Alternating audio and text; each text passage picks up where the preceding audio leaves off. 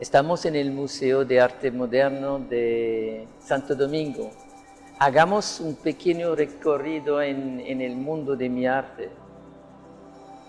Esa parte de mi arte es un recuerdo de Nazca, de los signos de Nazca.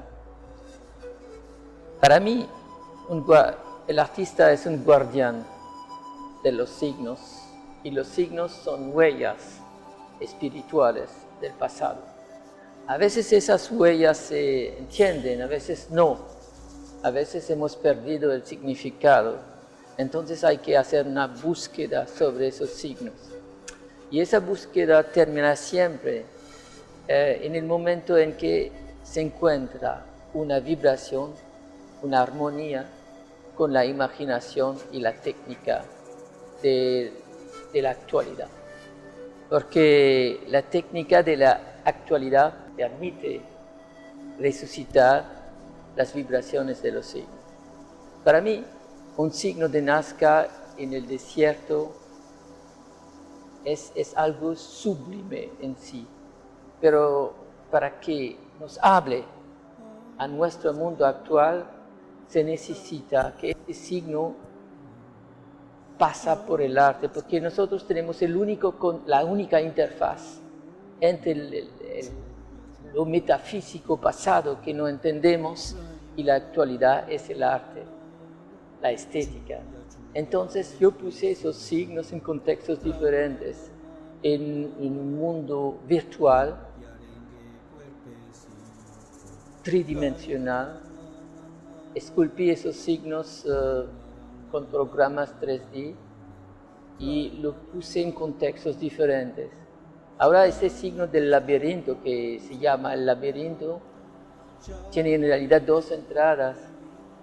Es un pequeño laberinto, pero ese signo para mí es como un signo musical de cristal que da sus vibraciones invisibles en el presente y también en el más allá. También esos signos del colibrí. El colibrí es el ave de las Américas. Para los tupinampas era el mensajero de los antepasados. Entonces él hacía un pasaje, una mediación entre el mundo de los muertos y el mundo del poder de la actualidad. Entonces, entre una cierta virtualidad y una actualidad. Ese signo del colibrí es más famoso de Nazca y a mí me trae una inspiración muy fuerte. Esos signos son en realidad, como lo dijo Heidegger, una alegoría de la cual nosotros hemos perdido en realidad el sentido.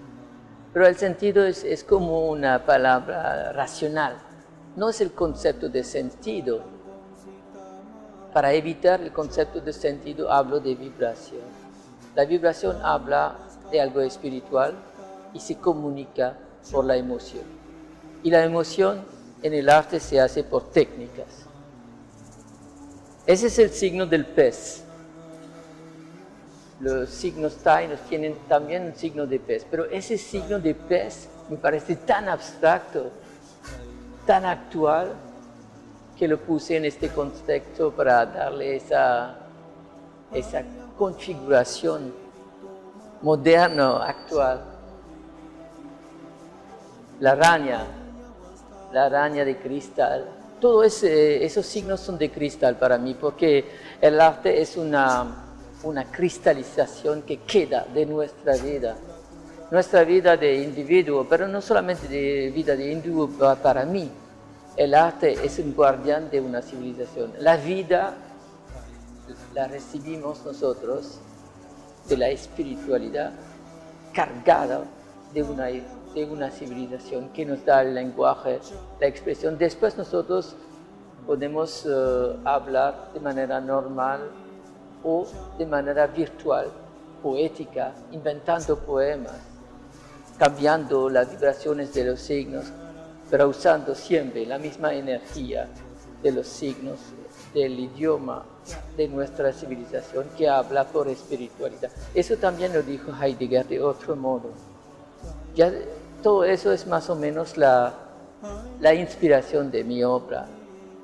Y yo veo una comunicación entre Nerval, Heidegger, Proust y esos signos de Nazca y los signos taínos. Pienso que el artista es un individuo que va a desaparecer, pero la vibración de sus signos van a quedarse en un momento privilegiado y frágil, efímero de cristalización. El arte es una manera de cristalizar su propia vida con la cristalización de la esencia espiritual de su civilización.